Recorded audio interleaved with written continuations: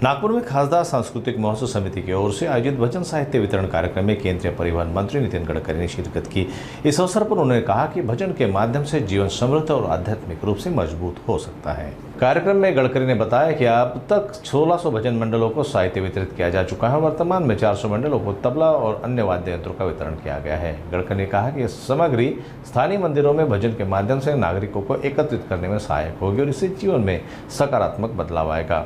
उन्होंने सभी भजन मंडलों और प्रतियोगिता में भाग लेने वाले प्रतिभागियों को शुभकामनाएं दी। साथ ही उनकी उपस्थिति में प्रतियोगियों को टोकन का वितरण भी किया गया।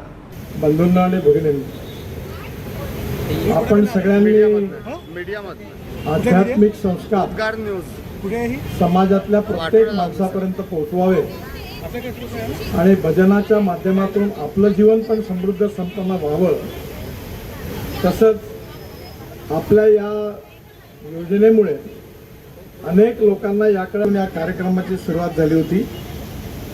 आज आतापर्यंत आपण जवळपास 1500-1600 मंडळांना अशा प्रकारचं साहित्य वाटप केलं। आज 400 मंडळांना तबला व हार्मोनियमचं वितरण होत आहे। मागच्या वेळी इलेक्शनच्या आधी काही लोकांना त्यावेळी आपण दिलं होतं, पण याची जी देता आलं नाही।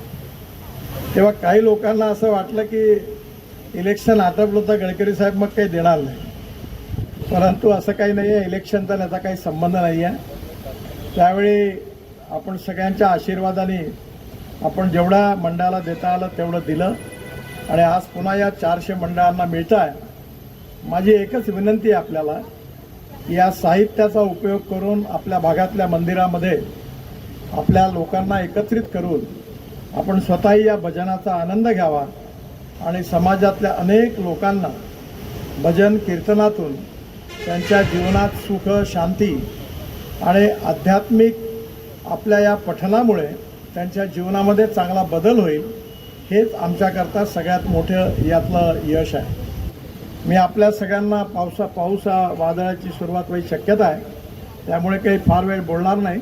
मी सर्व भजन मंडळांना, यात भाग घेणाऱ्या सगळ्या बंधू आणि भगिनींना याकरता मनापासून शुभेच्छा देतो आणि अशाच प्रकारे आपण हे काम करत राहावं अशी विनंती करतो। खूप खूप धन्यवाद।